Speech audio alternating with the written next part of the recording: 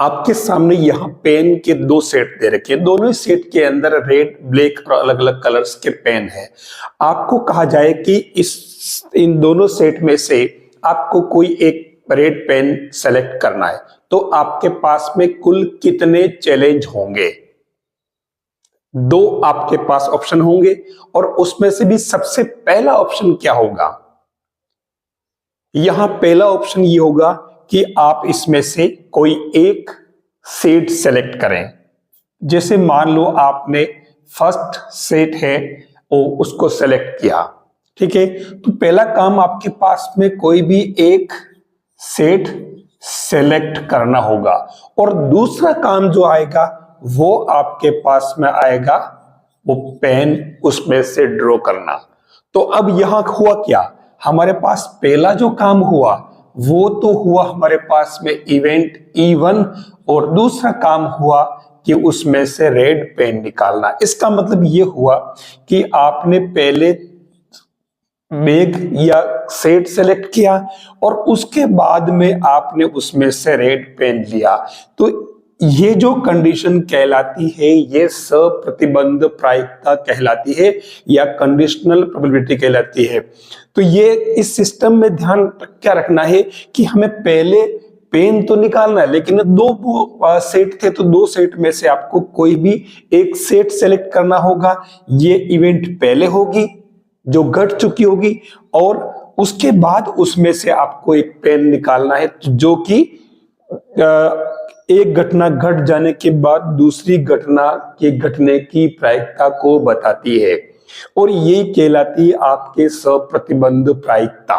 Conditional probability के सवाल जब भी आते हैं तो उस कंडीशन में हमारे दिमाग में तुरंत आना चाहिए बेस थ्योरम। और ये बेस थ्योरम 12वीं क्लास की यानी कि चैप्टर जो 13 है प्रायिकता वाला, उसमें 13.3 जो एक्सरसाइज है पूरी की पूरी बेस थ्योरम की है, लेकिन वहां पता नहीं चलता कि बेस थ्योरम का यूज कैसे करें।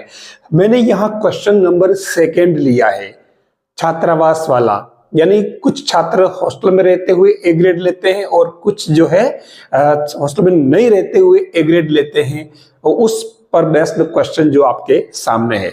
अब इस क्वेश्चन को करने के लिए मैंने पूरा का पूरा स्ट्रक्चर बना दिया है, आपको नया काम कुछ भी नहीं करना। इस स्ट्रक्चर को सेट कर लीजिए और इस स्ट्रक्चर के अंदर आप सारे के सारे डेटा जो है वो फीड कर दीजिए, आपका काम हो जाएगा।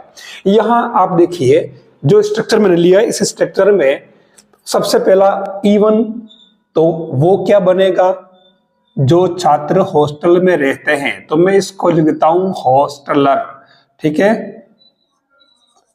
दूसरा जो है वो नॉन हॉस्टलर, ठीक है। ये E1 और E2 इवेंट हो गई। अब PE1 तो इसमें साफ साफ कह रहा है कि 60% जो स्टूडेंट्स है वो हॉस्टलर है, तो आप इसमें 60% को लिख दे आप 0.6, ठीक है। फिर 40% है वो नॉन हॉस्टलर है, सवाल में साफ दे रखा है, तो ये 0.4 कर दें इसे। अब यहां इवेंट ए, मैंने कहा ना हर क्वेश्चन में एक ही बात ध्यान रखनी, तो इवेंट ए पिछले क्वेश्चन में फर्स्ट जो सेकंड क्वेश्चन जो मैंने लिया था उसमें इवेंट ए अपन ने रेड बॉल के लिए कहा था, यहां बेग फर्स्ट था बेग सेकंड था, ठीक है। अब इसमें ए है तो इसमें कह रहा कि ए ग्रेड लेना, ठीक है, तो ये ए नाम भी अपन ने ए दे रखा है, ये सब यूज करना, लेकिन इस क्वेश्चन में ग्रेड ए हो जाएगा, ए ग्रेड लेने वाले स्टूडेंट्स।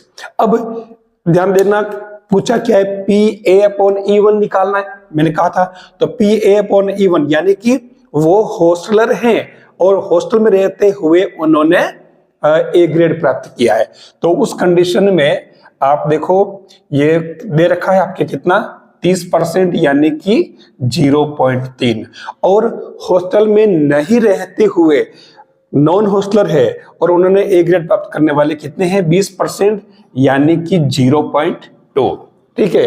अब मैंने बेस थ्योरम का फॉर्मूला पहले डाल रखा, लेकिन इसको मैंने अधूरा कर रखा, आप देख लीजिए, छोड़ रखा है मैंने इसके अंदर, कारण कि हमारे पास में दो चीजें हैं, दोनों में से कोई न कोई वो एक पूछेगा, यानी कि वो ए ग्रेड तो प्राप्त कर रहा है लेकिन वो हॉस्टलर है या नॉन हॉस्टलर है, ठीक है, तो उस कंडीशन में आपके क्वेश्चन में साफ साफ दे रखा है कि वो हॉस्टलर है, ये पूछ रहा है। ए ग्रेड प्राप्त किया है लेकिन इसकी क्या प्रोबेबिलिटी है कि वो हॉस्टलर है, तो उस कंडीशन में इसने क्वेश्चन फर्स्ट वाला पूछा है, ये नहीं पूछा है।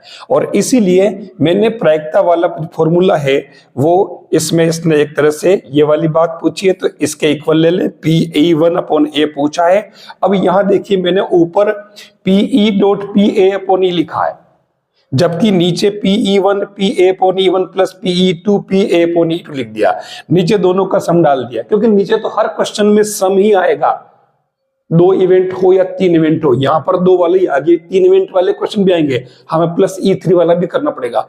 मैंने ऊपर देखिए यहां पर 1 1 2 2 कुछ भी नहीं लिखा है, क्योंकि क्वेश्चन पहले पता नहीं था, लेकिन ये पता चल गया कि ये E1 वाला है, तो आपको यहां 1 और 1 कर देना है।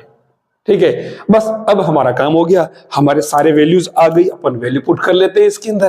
तो PE1 कितना है, PE1 का क्या है, ये रहा 0.6 डॉट, और PA/E1 कितना है, A/E1 0.3, और नीचे क्या बनेगा, जो सेम सिस्टम ये वही बनेगा नीचे, तो अपन इसके नीचे लिख लेते हैं। नीचे क्या आएगा, PE1 यानी कि 0.6 मल्टीप्लाई A/E1 0.3, फिर प्लस PE2 यानी कि 0.4 मल्टीप्लाई PA/E2, इट मींस 0.2। अब इसको आप सोल्व कर लीजिए। तो आप यहां देखो, क्योंकि पहले बोल्स वाला जो क्वेश्चन लिया था मैंने सेकंड में, उसके अंदर तो सब में यहाँ हाफ था, यहाँ हाफ था, नहीं यहाँ हाफ था। ठीक है, तो मैंने यूं का बाहर निकाल के कॉमन कर दिया। ठीक है, अब इसके अंदर यहाँ ऐसा नहीं है, तो आप इसको मल्टीप्लाई कर लीजिए, 6×18, यानी कि मैं यहाँ लिख रहा हूं, देखिए ये कितना बन रहा, 0.18, और नीचे क्या बनेगा, नीचे भी ये 0.18 प्लस ये 4 दूनी 8, 0.08, यानी ये क्या बनेगा, 0.18 अपॉन 8 ने 8 16 1 2 0 पॉइंट, यानी कि ये कितना बन रहा, 9/13। यही आपके रिक्वायर्ड आंसर होगा इसका PE1/A का।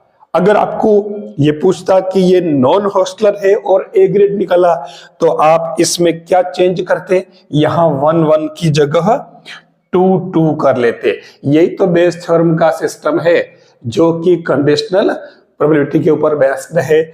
तो ये आपके इसमें जो क्वेश्चन आते हैं कोई भारी नहीं है, मेरे हिसाब से आपको समझ में आ गया होगा, आप इजी वे में कर सकते हैं। ये तो था बेस थ्योरम का क्वेश्चन, लेकिन अगर आपको मैं एक सिंपल क्वेश्चन दे दूं, जैसे यहां PA दे रखा है, PB दे रखा है और PA इंटरसेक्शन B दे रखा है। अब आपसे पूछा जाए कि PA/B और PB/A की वैल्यू क्या होगी, तो आप कितने देर में इसका आंसर निकाल सकते हैं। चलिए आप कमेंट बॉक्स में इसका आंसर लिखिए। अच्छा, एक बात कहना चाहूंगा कि अगर आपको वीडियो अच्छा लगा हो तो आप लाइक करें, शेयर करें और चैनल को सब्सक्राइब जरूर कर लें। और आप कहां से इस वीडियो को देख रहे हैं, मुझे कहां से सुन रहे हैं, आप अपने प्लेस का नाम जरूर लिखें कमेंट बॉक्स में, ताकि मुझे पता चले कि आप कहां से मेरी इस मेहनत का फायदा ले रहे हैं।